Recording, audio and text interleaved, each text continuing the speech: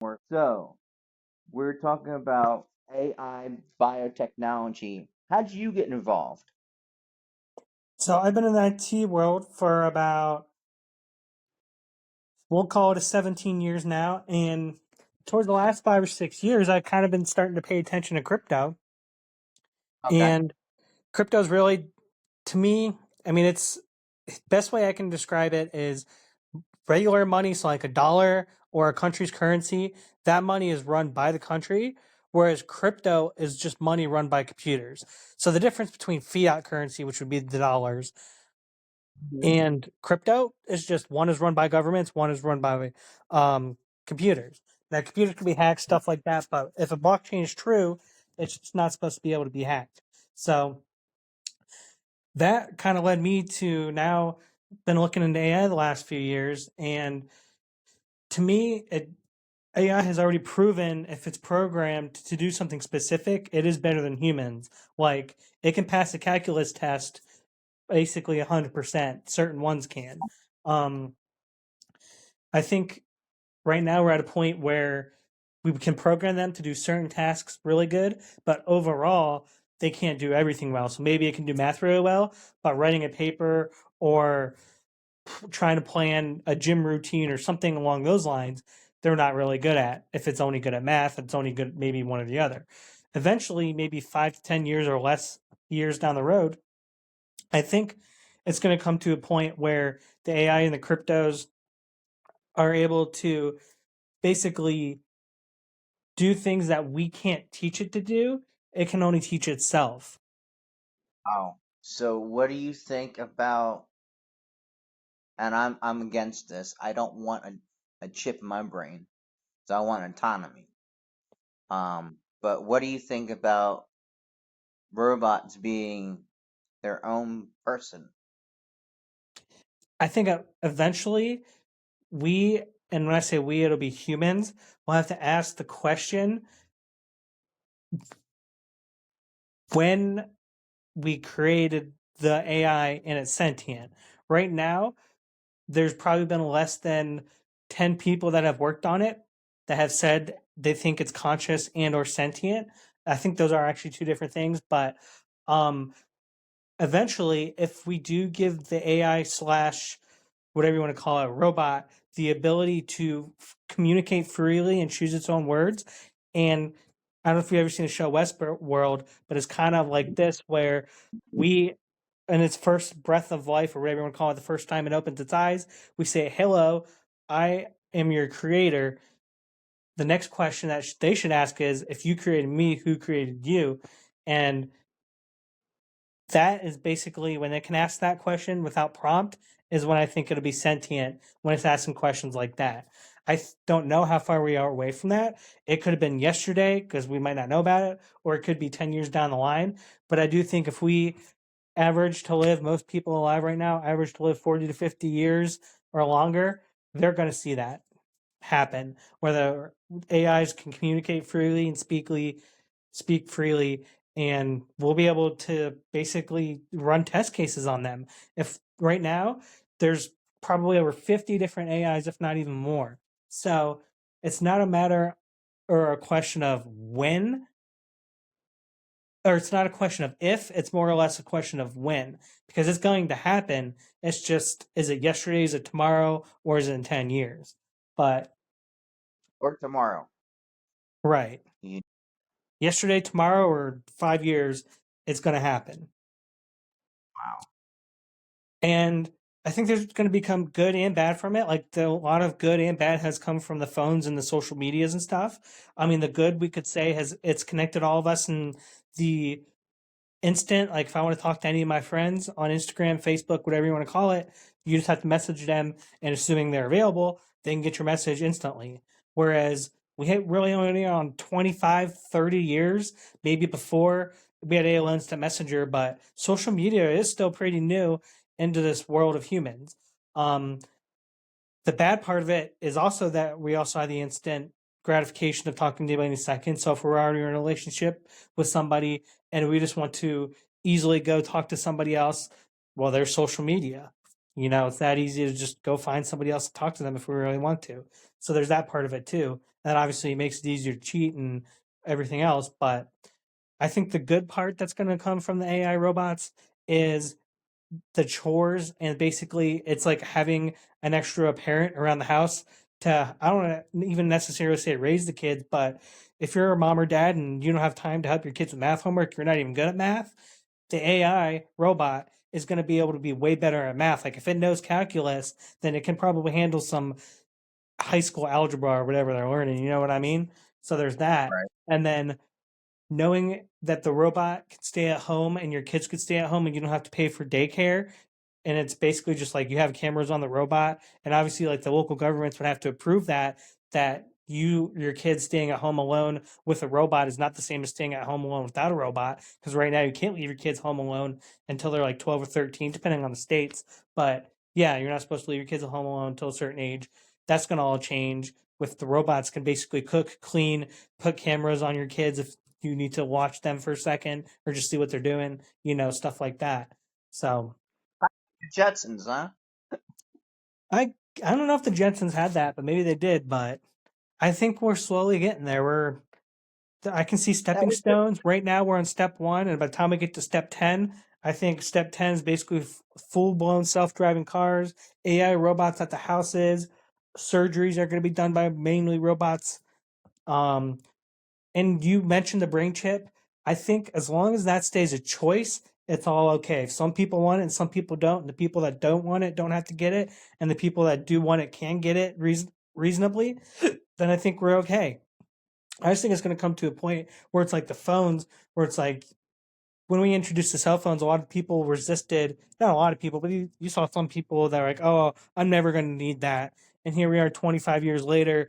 I would say 95%, if not more, of at least Americans have a smartphone now.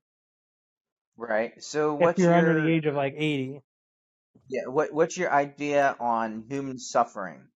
Because you're talking about diversity, and um, that's how it's grow, I think the right? robots could definitely help humans, whether it's help cleaning up the streets, cleaning up the parks, being there to help imagine new ideas to get clean running water, food, shelter to places that need it. Um, Maybe AI can build a new way to make a shoe that costs $3 instead of $5, and that might not sound a lot, but if you make 10 million shoes a year and every single shoe you make is $2 cheaper, yeah, that's going to save the shoe factories a lot of money, and hopefully in turn the customers some money too. Um, How do you but rid God, of things like greed, anxiety with AI? like solar power. No, no. How do you get rid of emotions? Or Oh, the negative? well, first I think we have to introduce emotions, and unless the biotech part comes in and we build some kind of simulated brain that the robot slash AI could actually feel with their hands, um, I don't think it can feel whether it's emotions or physically. Like you could chop its hand off and it's not going to feel pain. It's not supposed to feel pain, but maybe we make it to, because we need to solve other problems like who's God, and maybe people think we need feelings for that. I don't know. I don't know what questions need to be answered for feelings, but that's an interesting one though. I don't know that we'll ever get AI with it. There is something released not too long ago, and I can't think of the name off the top of my head, but it was some kind of like stem cells connected to a computer, and like you could really only buy it commercially because they were like $20,000 or something. But they were basically calling it like a stem cell brain that you could just program. So I'm interested to see where that goes. Watch Electric State, the movie, came out in 2025. Is it a movie or is it like a short clip on YouTube? It's a movie. Oh, I Came don't out in think I had. I've seen the Electric State short clip on YouTube, but it's only like 3 minutes. Gotcha. About hour and a half. Um, Nope, I don't think I have. Have you ever seen oh, Tron? Any of the Tron movies from yeah. Disney? What's your thought Yes, on you about have. Tron? Yes. So what's your thought about Tron? Well, they're releasing a new one coming out in October, and it might be the first time that I go pay for a movie in a long time because I'm ready for the AI takeover movie. So what are That's your thoughts? basically what's about to happen. So what are your thoughts Uh, about Tron and the emergence of technology? it would be cool to the whole digital space part of it, like being sucked into a digital world. That would be pretty sweet, I think. I don't know how far we're off from that. Like I know humans will, unless we completely blow ourselves up or decide to get wiped out. If we live another 1,000 years, I think we definitely are living in simulations within 1,000 years. Hopefully they're a little less dark than Tron, but just the idea of having a digital world and being able to just like make cars and houses by just like using computer code, I think that'd be pretty cool. Well, right. So we're venturing into the matrix technology area. What do you think about that? The Matrix is pretty cool too. I think it's almost kind of like a Tron concept where there, if you could build a digital simulation and live in it, like I give us 1,000 years or less, and we're probably there 1,000 years, huh? or less. Yeah. But yeah, if we have the way the technology has been going, we went from no computers to no internet to no AI to everyone doing AI. It's just going to continue to go like that. And for 1,000 years, it's going to go from no simulations to one simulations to 1,000 simulations. That's just the pattern that I see technology going in. So are you optimistic or are you pessimistic about it? I think it just depends. Like, I think if anyone is pessimistic about it, they're pessimistic for the same reason I'm optimistic, which is I think we all come to the same conclusion is that technology is going to keep getting better. Like, unless, like I said, we get wiped out, there's an extinction or a volcano blows the whole earth to bits. I think if we're alive for 1,000 years as a society, then it's only going to get better. And some people have a fear of technology getting better, and some people embrace it. I'm more of a person who definitely embraces it. Maybe when I'm 80 years old, I'll feel a little different, but right now I'm not even close to 80 years old, and I'll just say that. Gotcha, gotcha. So what are your next steps? um, my next steps are I'm currently seeking a role for AI, so that's kind of where I'm at right now.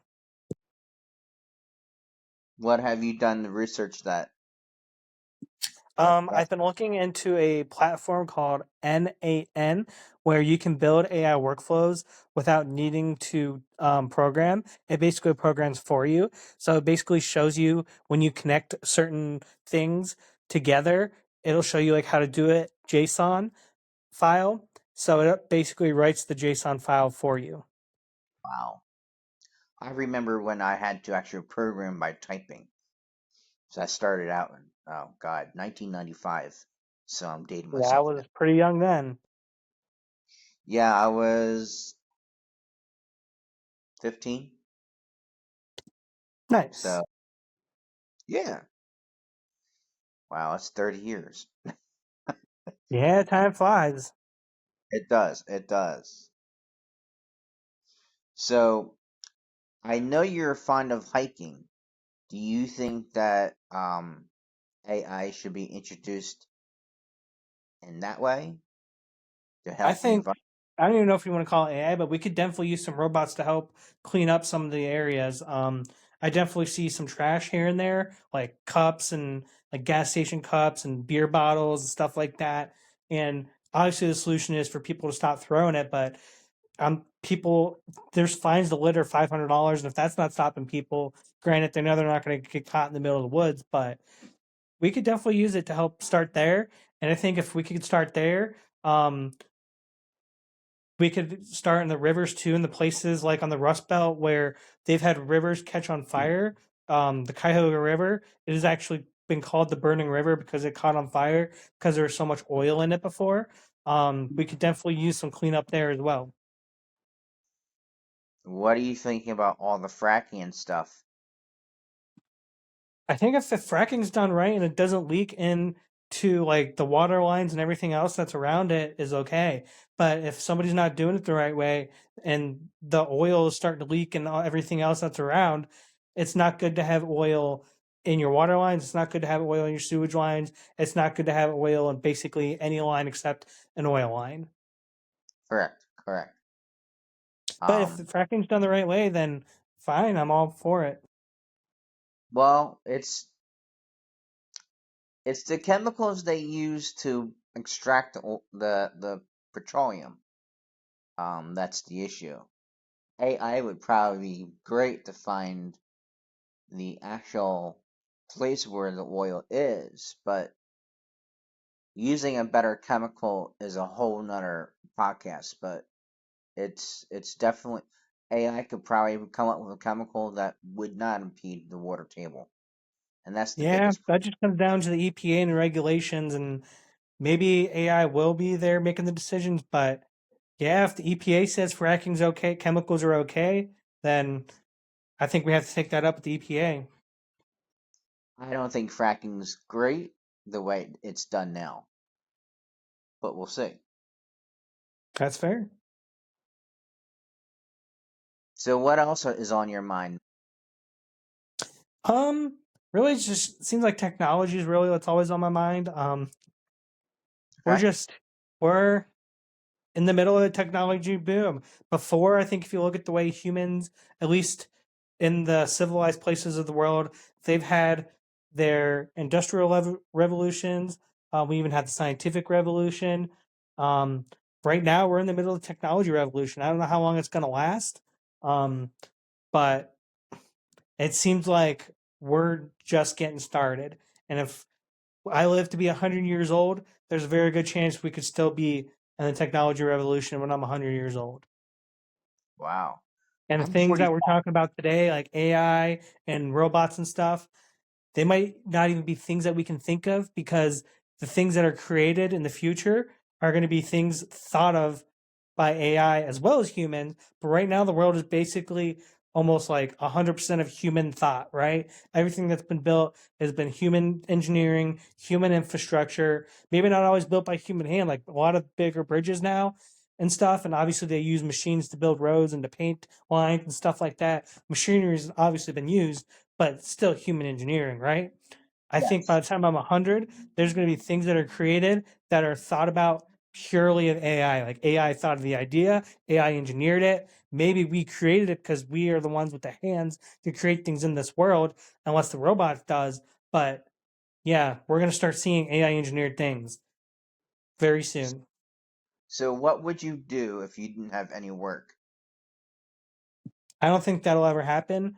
Um, I think as you see machinery like the Industrial Revolution, when we figured out machines are faster and better at doing certain things than human hands are, then we just replace those jobs. But you still need humans to one run the machine, and that just creates other departments like, okay, if humans are be able to create something 5 an hour and you only get an 8 to 10 hour workday, at most you're getting a human thing to create 50 a day versus one machine can create 700 a day and one machine costs less than a year of a human working. It just makes sense. You know what I mean? But then you have accounting because before you only had 50 a day per human for accountants. You instead of having one, maybe you need four accountants now. And I think that's basically what's going to happen with the AI. AI is going to be doing things so efficiently and so fast that they're just going to need more people in other areas, but less people in other areas as well. Gotcha. Gotcha. So, Like what? the only thing that might get completely wiped out or pretty close are like taxi slash Uber drivers. And if cars become completely self driving, then there's just no reason to even order a human driver. Like if you want to order an Uber, fine, but it's likely not going to be driven by a human. And the humans will still make money off it. If you're a human that has a car that drives itself and your car can Uber itself and make money to do for Uber, then you're still making money off it and you don't even have to drive. True. So there's pros and cons with it all for sure. So what are the biggest cons you see? I think security. So the threat that something could be hacked is definitely a big one. That's why a lot of people won't go to a self-driving car right now and say they never will, because if they think the car could be hacked at any point, then it is what it is. That's not good, I guess. But I think as long as the cars don't get hacked, if the numbers are going to be pretty clear that if once the Department of Transportation or whoever is approving cars being able to self drive, they're going to make sure that they're not crashing, at least anywhere near as much as humans are. So there's going to be an approval process there to begin with. And if they make the computer codes so well that we'll say humans cause 1,000 crashes a day in America, maybe the computers cause like 3 crashes a day. And it's because of weather or some crazy, who knows. But still, there'll be clear numbers that the self driving cars are better than humans. And it's not necessarily, I mean, it is a human's fault, but they're just, it's not because we're stupid, it's because of the distractions. Food, phone, yelling at your kids or your friends or focusing on them, the phone, anything else. I'm forgetting some, but there are a lot of distractions and a lot of people don't pay attention to the road. And if we could just type in a destination and not have to worry about driving, I think once people see that safe, a lot of people will do it. My biggest thing is infrastructure because I'm a civil engineer. Um, we don't have the electrical grid t for the capacity for something like that at this point. It doesn't Maybe have in, to be electric. Gas cars can drive themselves. yeah, but you still have to have human fillers. You still have to have what? Human fillers. Cars What do can't you mean? refuel themselves, can they? Oh, no. Yeah, that's true. So you're going to have that human element in that way. Yeah, there's still the human. You still have to plug in your electric car too, but if you're just at home and it has a full charge and then it goes does its thing, makes you money, you just have to know when it's home and plug it back in. But it's definitely easier to have an electric car and do it. But I think I mean, if you look at it, it's basically just like if everyone starts doing electric chargers at home, it's basically just like everybody getting a hot tub. And I think, I mean, I'm not an electrical engineer master, but I think there's enough power right now um, to at least be able to do it in like waves. If every single person is charging their car at the exact same time, it's probably going to be a strain without an upgrade. Kind of like we get rolling blackouts sometimes up here. Mhm. When we get in the summer, if it's like 95 degrees and people are running 2 or 3 air conditioners and everyone's doing it, we'll get rolling blackouts. But Yeah. um, so that's a possibility. But that's really a power grid problem and not a technology problem. Like if an electric Well, car it's not an electric car's fault that we don't have the ability to charge it in 2025. we have some, Electricity is over 100 years old. yeah, That's our own damn fault for not upgrading it. true, but we went in a different direction. We used coal and then we use I diesel. mean, we're using it all. We still have an electric grid. Every single house in America pretty much has power. Not every single one, but like 95% of the houses in America probably have power. But they also have natural gas, most of them, and other things as well. But yeah, they should definitely upgrade the power grid. They should have a separate power grid for the driving alone, kind of like gas stations, because they don't I have. mean, they basically have to build new substations to build that, most of them. Like the superchargers, they get their own substations, but that's what it has to come down to. They just have to build more substations. It's So expensive, but you went hiking, I heard. yeah, I tend to hike a couple days a week these days. Okay. How would biotechnology help people hiking?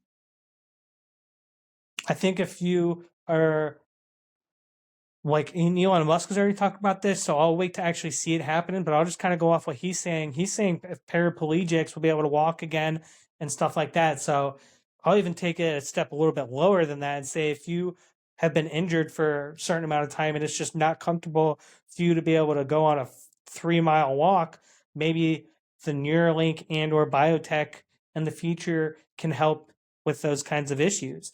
Um, I'm a wait and see kind of person because, like I said, Elon Musk for probably at least 5 years now has said the Neuralink is going to help paraplegics walk. Um, I really hope that that does happen and he changes the world in that way. But until I actually see it with my physical eyes, I'm not going to say it's going to happen. But if, if we're here another 50 years, we'll probably see it. I just don't think it's going to happen tomorrow. But I could be wrong and it could. Wow. Uh, do you see anything with AI in space, kind of like Star Trek or Star Wars in the I think future? it, this is almost going off to like the simulations again. I think it would be cool if like in the future they use like some of the national parks for like simulations and stuff. The only problem with that is if you're like in a screen and there is a dangerous animal out there and you don't see the dangerous animal, but maybe they integrate the dangerous animal into the simulation and it just tells you to like run away or whatever. But um I think I don't know that AI really will ever get to the hiking area, and maybe that is why I enjoy it so much because it is kind of a disconnect from all that stuff. When you're out in the middle of the woods, just listening to the animals and taking a walk, it's kind of nice. Yeah, Brett does that a lot too. He takes daily walks. I'm more in the cities, so I don't. Because all I see is concrete and asphalt. Yeah, I mean sometimes it does take. It's like a good 25, 30 minute drive each way for me, but it's worth it. Sometimes I just need to get out there. Right? Right? Wow. So, what other things do you want to talk about? Let me see if I can think of anything off the top of my head. If not, we could probably wrap it up soon anyway. I don't know how long these usually last, but hey, a good 30 minutes never hurt anybody either. Right. Well, Let me think.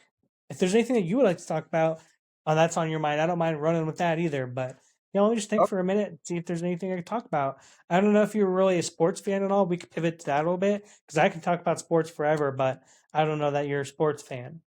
not a big sports fan, That's fair. but I know Brett's not really either, so I can respect that.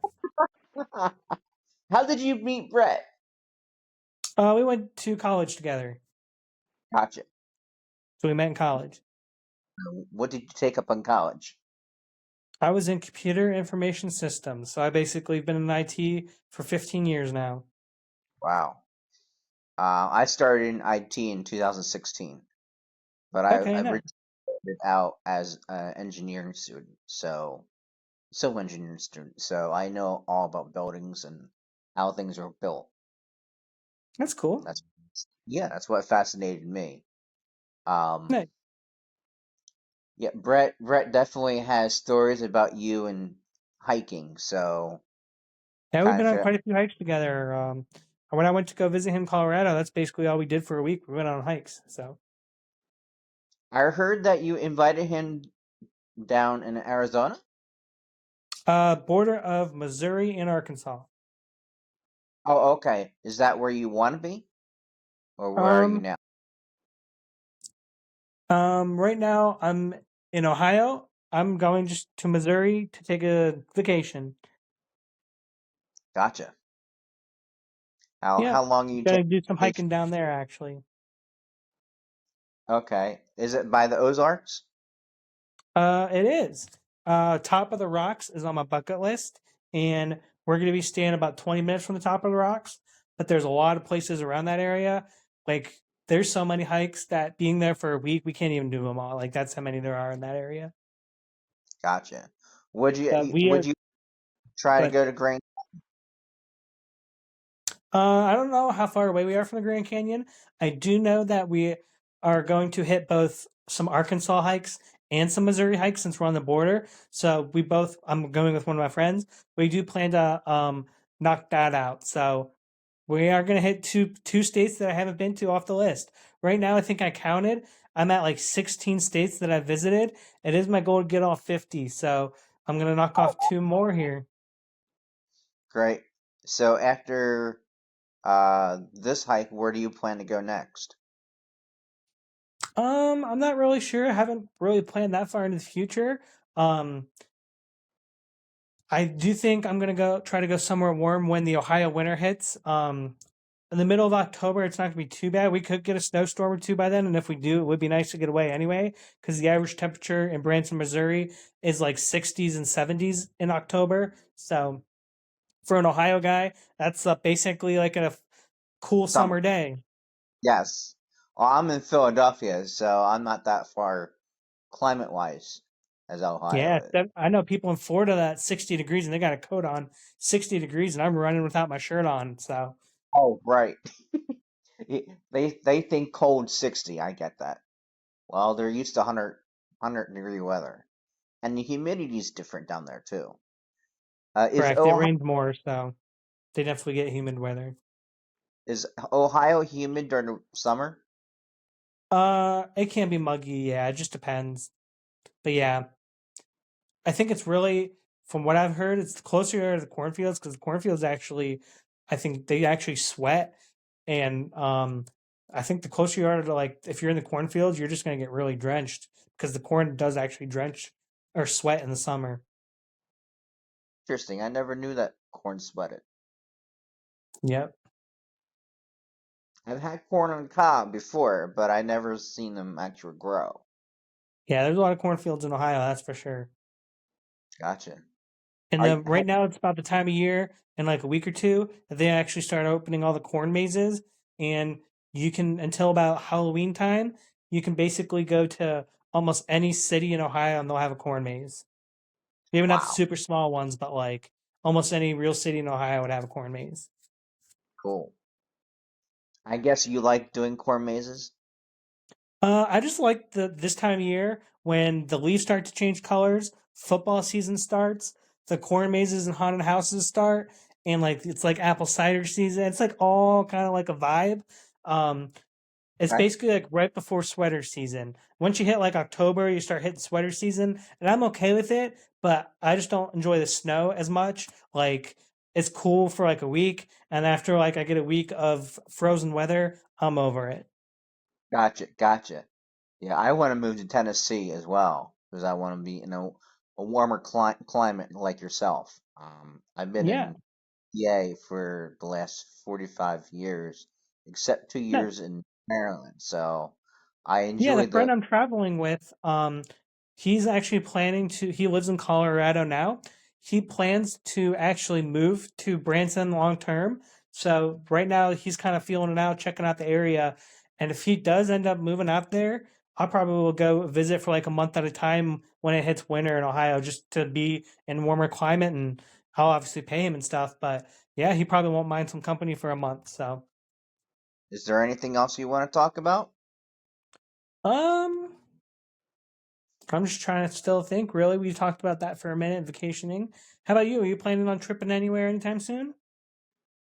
I'm hoping so. I need some money first, but we are Yeah, raising it a hundred always comes down to that.